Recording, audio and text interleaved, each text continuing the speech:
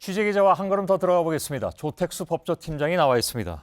자, 대통령 말씀 자료에 나와 있는 시내 면세점 특허제도 개선 방안, 이 부분이 얼마나 중요하다고 봐야 되는 겁니까?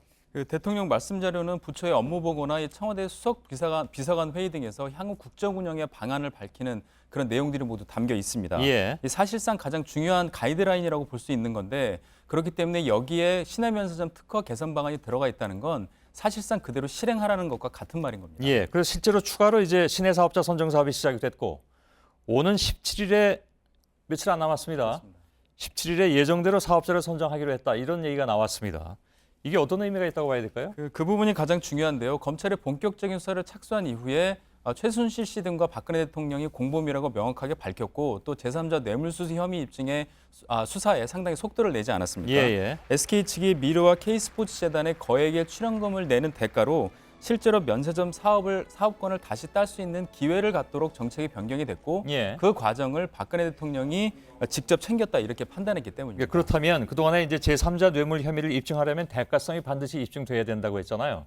직접 뇌물을 받은 것이라면 포괄적으로 적용되니까 적용하기가 쉬운데, 맞습니다. 제3자 뇌물죄는 그만큼 대가성을 입증해야 된다고 했기 때문에 이게 그렇다면 그 대가성을 입증할 수 있는 자료가 되는 것인가 하는 문제가 남습니다. 그렇습니다. 이 제3자 뇌물 혐의는 그 공무원이 직무와 관련해서 부정한 청탁을 받고 그 대가로 제3자에게 뇌물을 주게 하거나 그렇게 뇌물을 주라고 요구 또는 약속했을 때 성립이 됩니다. 이 사건의 경우에는 제3자는 최순실 씨가 되고, 그러니까 박근혜 대통령이 최 씨를 위해서 기업 측에 재단에 돈을 내라 이렇게 요구를 한 건데, 보신 것처럼 이렇게 SK가 면세점 심사에서 탈락한 뒤에 면세점 개선 방안이 나왔고, 그래서 다시 면세점 심사를 받게 된 이 과정이 모두 대가성이 있다 이렇게 볼 수 있는 겁니다. 그럼 그동안에 대통령이 공익적 목적이 있다라고 얘기를 했거나 아니면 개인적으로 이익을 취하지 않았다 이렇게 주장을 해왔습니다.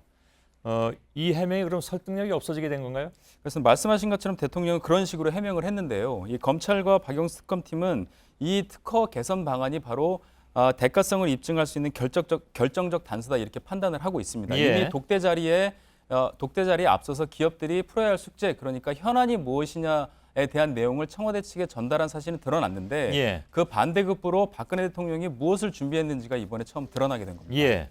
자, 특검으로 넘어갔으니까 특검에서 이 부분에서 집중한다고 했으니까 그건 지켜보도록 하겠습니다. 그럼 박 대통령이 이렇게 대가를 직접 챙겨준 것이 과연 SK뿐만이었겠느냐라는 의혹도 제기가 되고 있죠. 그렇습니다. 그래서 특검도 그 부분이 수사의 핵심이라고 보고, 예. 역시 면세점과 관련 있는 롯데그룹이나 이 삼성물산과 이 제일모직의 합병 과정에서 국민연금이 찬성을 한 부분들을 우선적으로 수사를 벌일 것으로 보이고요. 예. 이들 기업 이외에 또 다른 돈을 낸 또 다른 기업들에게도 이른바 SK처럼 박근혜 대통령이 이렇게 직접 이른바 이 선물을 챙겨주려 했느냐, 이걸 밝혀내는 게 특검 수사의 성패가 달려 있다고 볼 수 있겠습니다. 예.